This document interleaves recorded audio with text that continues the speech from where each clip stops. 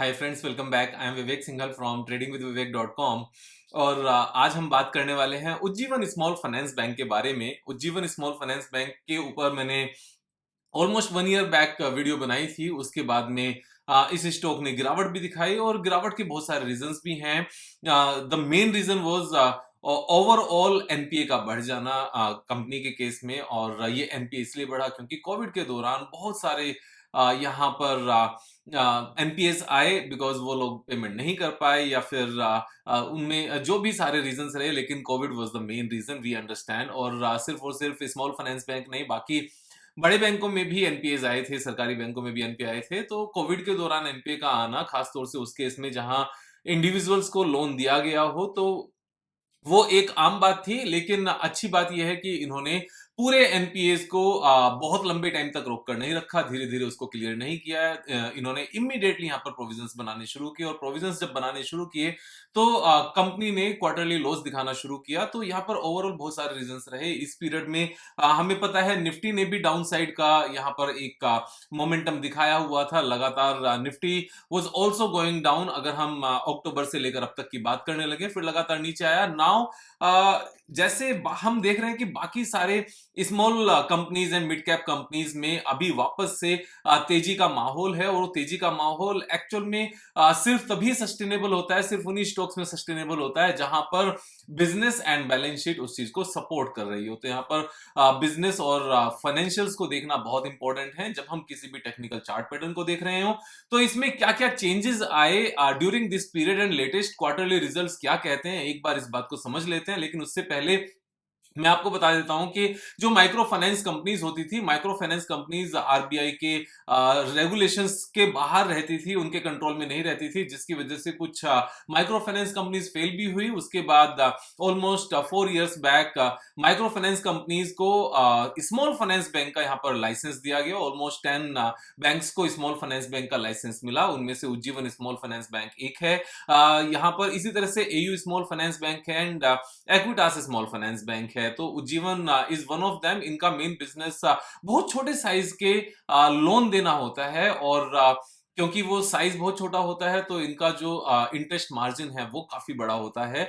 क्योंकि ये per month almost 3.5% तक भी चार्ज कर पाते हैं। उसका रीजन है कि सपोज अगर कोई कस्टमर, कोई क्लाइंट अगर 1000, 2000, 5000 का लोन लेने आया, और अगर उसके ऊपर भी ईयर का अगर सिर्फ 10% ही इंटरेस्ट चार्ज करते हैं, तो उस केस में 1 मंथ का इंटरेस्ट, बहुत छोटा सा इंटरेस्ट आता है। और इन केस अगर वो ईएमआई नहीं पे करता और उसको अगर एक नोटिस भी भेजना होता है, तो उस नोटिस का जो पेपर और कुरियर का खर्चा है वो भी उससे ज्यादा बैठता है। तो बहुत सारे इस तरह के रीजंस हैं। और इसी रीजन को ध्यान में रखते हुए जो क्रेडिट कार्ड है, क्रेडिट कार्ड के ऊपर भी बैंक्स 3.5%, 3.75% तक मंथली इंटरेस्ट चार्ज कर पाते हैं, क्योंकि वहां पर भी उनका जो एक पॉइंट होता है कहने के लिए, जो रेगुलेशंस की तरफ से फिर अलाउ है 3.75% तक चार्ज करना, वो यही है कि अगर क्रेडिट कार्ड की अमाउंट बहुत छोटी सी है और किसी भी डिफॉल्ट के केस में जो इनकी प्रोसेसिंग फीस है, या अगर यहाँ पर डिफॉल्ट नहीं भी है तो भी नॉर्मल प्रोसेसिंग फीस है, उसके खर्चे ज्यादा होते हैं, इसलिए वो ज्यादा चार्ज कर पाते हैं। तो यहाँ पर ये एक अच्छा प्रॉफिटेबल बिजनेस है। एंड इस तरह के बिजनेसेस के जो क्लाइंट्स होते हैं, वो बेसिकली जो रूरल एरिया से अर्बन एरिया में काम करने के लिए semi skilled and non skilled जो पीपल हैं, उन लोगों को लोन की जरूरत पड़ती है। उनको ये सपोर्ट करते हैं इन द सेंस, जैसे रूरल एरिया से शहर में कोई सब्जी बेचने आया, कोई फ्रूट्स बेचने आया, कोई ऑटो चलाने आया, कोई पेंटिंग का काम करने आया, कोई प्लम्बर बना, कोई सलून में काम करने आया, तो उन लोगों को आके सेटल होने के लिए फॉर एग्जाम्पल 7,000, 5,000, 8,000, 10,000 रुपीज की जरूरत पड़ती है। तो उन कस्टमर्स को जो बिग फुल साइज बैंक्स हैं वो सपोर्ट नहीं करते, तो उनके लिए यहाँ पर स्मॉल फाइनेंस बैंक बने हुए हैं। तो एक ये रोबस्ट बिजनेस है। आने वाले टाइम में रूरल एरिया से अर्बन एरिया की तरफ काफी ज्यादा लोग आते रहेंगे, बढ़ता रहेगा जैसे जैसे अर्बनाइजेशन होता रहेगा, और ये बिजनेस इनका अच्छा चलता रहेगा। So going forward business is good. Past में जो बिजनेस बेकार हुआ था, उसका हमें रीजन पता है। जो यहाँ पर लॉस आने शुरू हुए थे वो पैंडेमिक की वजह से थे। और अच्छी बात यहाँ पर क्या है कि जो इनके लॉस आने शुरू हुए थे इन्होंने अच्छा क्या किया, जितना भी एनपीए आया, एनपीए जो ग्रोस लेवल पर था that increase up to 9.79%, and this is just 1 year back June 2021 के जो क्वार्टरली नंबर्स थे उसमें नजर आया। एंड नेट एनपीए कितना आया, 2.68%।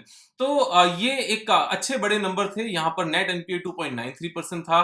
तो नेट एनपीए इज इंपॉर्टेंट क्योंकि जो ग्रोस एनपीए और नेट एनपीए के बीच का जो डिफरेंस है, यानी कि उतना प्रोविजन बना हुआ है, उतने को पहले ही नुकसान माना जा चुका है। अगर वो एक्चुअल में नुकसान नहीं होता तो वो रिवर्स हो जाता है और प्रॉफिटेबिलिटी और बढ़ जाती है। लेकिन जो यहाँ पर मैक्सिमम और जो आ सकता है नुकसान इस पर्टिकुलर केस में वो 2.93% था of the total loan book, जितना इन्होंने कुल मिलाकर लोन दिया हुआ है। और इन्होंने अच्छी बात क्या की, इसको सिग्निफिकेंटली रिड्यूस करते गए, लेकिन यहाँ सितंबर 21 में काफी बड़ा नंबर हो गया था 11.80%, and net NPA was 3.29%। But now latest quarterly results के अगर नंबर्स देखते हैं then gross NPA is only 6.51% and net NPA is just 0.11%, means 6.51 minus 0.11, तो 6.4% का इन्होंने ऑलरेडी यहां पर प्रोविजन बनाया हुआ है आरबीआई के गाइडलाइंस के अकॉर्डिंग। जितनी डिले होती है उसके हिसाब से 6.51% लोन यहां पर एनपीए हो सकता है, लेकिन इसमें से 6.4% के प्रोविजंस बन गए हैं और सिर्फ 0.11% बचा है, विच इज नथिंग एक्चुअली। ये इतना छोटा सा नंबर है कि कहीं भी इंपॉर्टेंट नहीं है। इससे पहले इसके नंबर्स काफी अच्छे थे, लेकिन प्रोविजंस जो एनपीए आए उस दौरान यहां पर बढ़ गए, तो उसकी वजह से। लेकिन आज की डेट में दिस इज क्लीन। एंड अगर नेट प्रॉफिटेबिलिटी की बात करें, सो जून क्वार्टर में जो नेट प्रॉफिट आया है this is the highest ever in last 12 quarters. And उसके बाद जो यहां पर रेवेन्यू था, revenue 905 crore, means 905 crore, this is the highest ever. और अगर ईयरली नंबर्स में इसको थोड़ा सा कंपेयर करने लगे तो आज से पहले, मींस अभी तक प्री कोविड, जो इनका मैक्सिमम नेट प्रॉफिट आया था दैट वाज 350 करोड़ पूरे साल का। लेकिन अभी एक क्वार्टर का कितना है, एक क्वार्टर का 203 करोड़ है। तो अगर यहां पर, क्योंकि एनपीएस की सिचुएशन यहां पर पूरी तरह से ठीक हो चुकी है, नो मोर एनपीए का provision is required, they have already made provision for any NPA जो अभी तक ग्रोस एनपीए में है। 0.11% सिर्फ बचा हुआ है। और अगर same net profit next 4 quarters तक आता है then total profit is going to be 812 crore 203 के अकॉर्डिंग। और 812 करोड़, इससे पहले आज तक मैक्सिमम कितना आया है, मैक्सिमम आया है 350 करोड़। So 350 crore to 812 crore. और ये सिर्फ ऐसे ही नहीं है, this is due to the increase in revenue as well. They have expanded their business. पूरे साल का जो रेवेन्यू था पहले that was 2700 crore, now one quarter revenue is 905 crore. तो अगर पूरे साल का इसको कैलकुलेट कर लें देन 3600 करोड़ के आसपास बैठता है। सो यहां पर सारी मींस एवरी एंगल से कंपनी इज डूइंग गुड। अभी अगर हम टोटल नंबर्स यहां पर ऊपर की तरफ देखने लगे तो थोड़े बेकार से नंबर आते हैं कि आरओसी इज 2.32, आरओ इज 13.9, वो भी माइनस में, and stock is 185 and debt equity ratio is 7.27।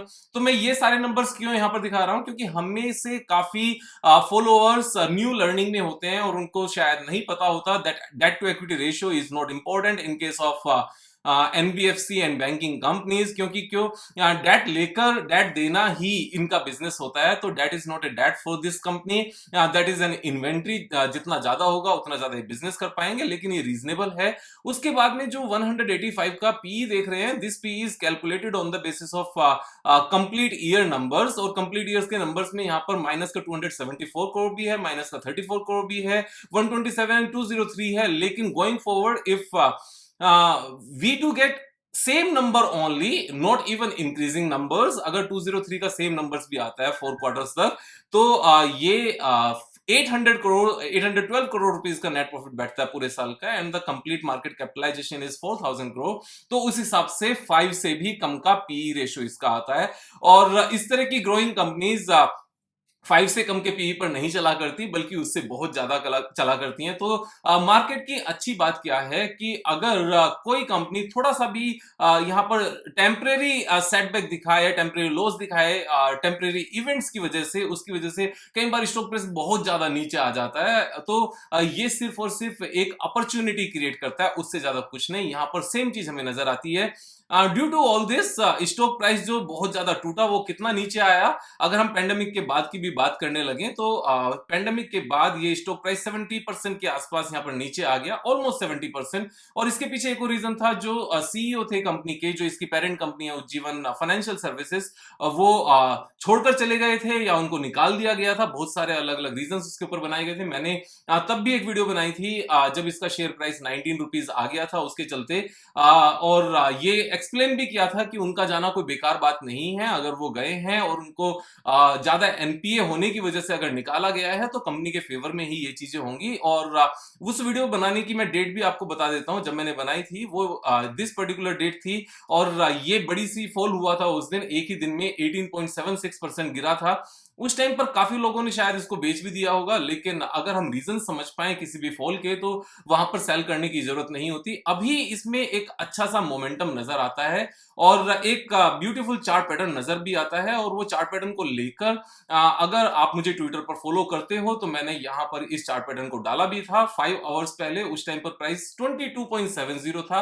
अगर फॉलो नहीं करते हो तो फॉलो कर लेना, क्योंकि ड्यूरिंग मार्केट आवर्स अगर मुझे इस तरह का कुछ नजर आता है तो जब पूरी चीजें बनाने के लिए YouTube में टाइम लगता है, वो मार्केट आवर्स के बाद ही हो सकता है। तो एक्सप्लेनेशन YouTube वीडियोस पर हो जाती है, लेकिन एक आपको आइडिया लग जाता है कि कहां पर क्या टेक्निकल चार्ट पैटर्न बना है। The Vivek Singhal is my handle, Twitter handle, आप फॉलो कर सकते हो। वापस यहीं पर आते हैं और यहाँ एक ये कप विद हैंडल पैटर्न बना है। इसमें अगर हम टोटल डेप्थ लेने लगे और टोटल डेप्थ लेकर अगर हम इसको ऊपर पार्क करते हैं ब्रेक इवन पॉइंट से, ब्रेकआउट पॉइंट से बेसिकली, जिसको नेकलाइन कहते हैं, देन 37.40% का अपसाइड आता है। लेकिन करंट प्राइस से अगर हम बात करने लगे कि कितने परसेंट का यहां से अपसाइड अपसाइड पोटेंशियल है, सो दिस इज 28.31% का अपसाइड पोटेंशियल है मेरे हिसाब से।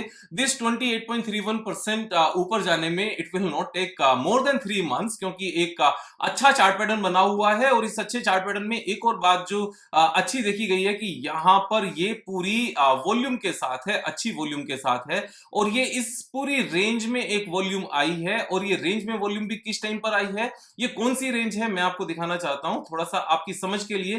कि जब इसने यहां एक गैप अप दिया था और गैप अप देने के बाद में ये पूरा गैप अप था, मैं आपको मार्क भी करके दिखाता हूं, ये पूरा एक गैप अप था। और इस गैप अप के बाद क्या हुआ एग्जैक्टली, मैं इसको पेन से ड्रॉप करता हूं, ब्रश लेकर उससे एक बार आपको ड्राइव करके दिखाता हूं। दिस गैप अप, और गैप अप आने के बाद में ये फेक गैप अप बना, और गैप अप आने के बाद में साथ के साथ नीचे आता चला गया। नाउ जितनी भी सेलिंग थी, जो ये फेक गैप अप वाला था, इस दौरान हैवी वॉल्यूम के साथ जितना भी माल बिकने के लिए आया, जिन लोगों ने यहां से बेचना शुरू किया था बेसिकली, तो ऊपर के रेसिस्टेंस पर पहुंचने से पहले ही अगर इस तरह की एक रेंज बन जाए और वो रेंज हैवी वॉल्यूम के साथ बने, तो उसका और ऊपर जाना बड़ी आसानी से ये और आसान हो जाता है थोड़ा सा। एंड सेम गैप अप यहां पर भी बना, तो ये एक बार बार कुछ लोग गैप अप ओपन करते थे और उसके चलते सीधा प्राइस नीचे ले आते थे, फिर गैप अप ओपन किया, फिर प्राइस नीचे लेकर आ गए। लेकिन इस बार सारा माल भर लिया गया। नाउ वीक हैंड्स में के हाथों में मेरे हिसाब से बहुत ज्यादा यहां पर कुछ भी स्टॉक नहीं बचा है। So my first target is 30 rupees according to this technical chart pattern, but this is not the only target. जो पेंडेमिक के बाद जनवरी 21 में जो इसका जो जहां से नीचे आना शुरू हुआ था, ये वहां तक भी जाएगा, 100% जाएगा, उसमें कोई दो राय है ही नहीं। When the company is posting highest ever net profit and forward P is coming less than 5, और जब बिजनेस भी ग्रो कर रहा हो रेवेन्यू के चलते, यहां पर ये सारी चीजें अच्छी हुई, देन 90% आता है। और इस तरह के केस में ये यहां भी नहीं रुकेगा मेरी समझ के हिसाब से। It will go to the life time high, that is 62। अगर करंट प्राइस से लेकर हम इसके थर्ड टेक्निकल टारगेट की बात करने लगे, then this is going to give us almost 170% potential net profit. So we have three targets here technical basis पे, one on the basis of cup with handle pattern. ये cup with handle pattern मैं आपको बनाकर भी दिखा देता हूं just for the reference कि ये किस तरीके से बना हुआ है। This is the cup and this is the handle. यहां से ब्रेकआउट ये ऑलरेडी दे चुका है, हैवी वॉल्यूम के साथ दिए हैं, और ये बिजनेस ग्रोइंग बिजनेस है। हाईएस्ट एवर इनका क्वार्टरली नेट प्रॉफिट है, हाईएस्ट एवर इनका रेवेन्यू है, और जो एनपीए की सिचुएशन है that is one of the best. यानी कि इतना कम नेट एनपीए किसी भी कंपनी का दूसरी देखने को जल्दी से मिलता नहीं है। उसके बाद में सेकंड टेक्निकल टारगेट हमारा आता है जो रेसिस्टेंस था, थर्ड आता है हमारा लाइफ टाइम हाई। तो मैं इसको कहां तक रखूंगा, ये मेरी फंड की अवेलेबिलिटी के ऊपर डिपेंड करेगा एंड बाकी स्टॉक्स में अपॉर्चुनिटी के ऊपर भी डिपेंड करेगा। लेकिन जो स्टॉक्स में पहले लेकर बैठा हूं उनको लाइफ टाइम हाई से बेचने से पहले बेचने का कोई मतलब नहीं बनता। सो लाइफ टाइम हाई तक भी है 80। I do operate in a lot of demat accounts based on different different strategies. जो फास्ट ट्रेडिंग अकाउंट है उसमें इस कप विद हैंडल पैटर्न के बेस पर प्रॉफिट बुक हो सकता है, और अगर इसी बीच में एक और टेक्निकल चार्ट पैटर्न बन गया तो वो आगे भी पहुंच जाता है। सेम तरीके से यहां पर ये एक टेक्निकल चार्ट पैटर्न बनता हुआ नजर आएगा। अगर ये इस लेवल पर आकर रेसिस्टेंस लेता है, और ये किस तरह का चार्ट पैटर्न बन सकता है, फिर ये एक प्रॉपर लेफ्ट शोल्डर बन सकता है जो कि है भी, और ये पूरा हेड बन सकता है इस तरीके से, और यहीं से घूमकर ये एक और शोल्डर बना सकता है और उसके बाद में ऊपर जा सकता है। तो हमारी प्रॉफिट बुकिंग जो लॉन्ग टर्म के लिए है, मींस फॉर 2 years और 3 years, that is going to be life time high. हो सकता है विद इन 1 year ये वहां पर पहुंच जाए, उसमें कोई दो राय नहीं है, क्योंकि एक्विटास स्मॉल फाइनेंस बैंक, अगर आपको याद हो, एक्विटास लिमिटेड बेसिकली, तो दिवाली के टाइम पर एक ये वीडियो बनाई थी, लास्ट दिवाली को नहीं, उससे लास्ट दिवाली को, वहां पर भी बिल्कुल सारा सेम सिनेरियो था, हाईएस्ट एवर नंबर्स थे, सारी चीजें ठीक हो चुकी थी, और उसके बाद में उसने विद इन 3 months ऑलमोस्ट 100% का गेन दिखाया था। हो सकता है कि उज्जीवन स्मॉल फाइनेंस भी यहां पर इसी तरह का कुछ करे। लेकिन जब मैं ये सारी बातें कर रहा हूं तो आपको एक चीज का बड़ा ध्यान रखना है कि मेरी यहां पर किसी भी तरह की कोई राय नहीं है, कोई एडवाइस नहीं है, कोई रिकमेंडेशन नहीं है। My purpose is to let you understand कि जब हम बिजनेस को एनालाइज करते हैं, यहां पर फाइनेंशियल्स को एनालाइज करते हैं, तो हम टेम्परेरी बेसिस पर गलत हो सकते हैं। क्यों? क्योंकि एनपी अचानक से आ सकता है, सीईओ छोड़ के जा सकते हैं, मैनेजमेंट में थोड़ी सी प्रॉब्लम हो सकती है। लेकिन जब बाकी सारे नंबर्स ठीक हों और हमें इस कंपनी के बिजनेस करने का पता हो, पास्ट ट्रैक रिकॉर्ड हो अच्छा, तो चीजें फिर अच्छी चलती हैं। यहां पर इमोशनल होकर स्टॉप लॉस लगाकर बेचने की जरूरत नहीं है। तो जिन लोगों ने स्टॉप लॉस लगाकर बेचा होगा यहां पर, वो अभी नुकसान में होंगे, और अगर किसी दूसरे स्टॉक में भी लगाया होगा, सो आई डोंट नो, वहां पर भी शायद स्टॉप लॉस से हिट हुए होंगे। उसका बड़ा सिंपल सा रीजन है, लास्ट 1 year से मार्केट डाउन ट्रेंड में है। इस तरह की मार्केट में जितने भी स्टॉप लॉस लगते हैं, सारे के सारे हिट होते चले जाते हैं, स्टॉप लॉस हिट होते चले जाते हैं, टारगेट हिट्स नहीं होते। और जो लोग स्टॉप लॉस नहीं लगाते उनका पैसा भी वापस आता है, उनका कॉन्फिडेंस भी बना रहता है। लेकिन ये सब करने से पहले हमें सीखने की जरूरत होती है। और सीखना क्यों इंपॉर्टेंट है? क्योंकि सीखने के बाद अगर ओवरऑल मार्केट कंडीशंस हमारे फेवर में नहीं रहे, ओवरऑल मार्केट नीचे जाने लगे, तब भी हम business understanding, financial understanding, technical understanding के बेस पर उसको होल्ड कर सकें। नुकसान में बेचने से कभी फायदा नहीं होता। ये चीज बड़ी सोचने वाली है, क्योंकि जिन लोगों ने स्टॉप लॉस सिखाया है, उन लोगों का फायदा आपके स्टॉप लॉस हिट कराने में है। मेरी इस बात पर थोड़ा सा ध्यान रखिएगा, थोड़ा सा ध्यान देना इस बात को, इस बात पे दोस्तों के साथ डिस्कस करना, उनके साथ शेयर करना, लाइक करना, सब्सक्राइब करना। कल फिर मिलेंगे एक नई वीडियो के साथ, तब तक मजे करो। Thank you so much, have a nice day. जय हिंद।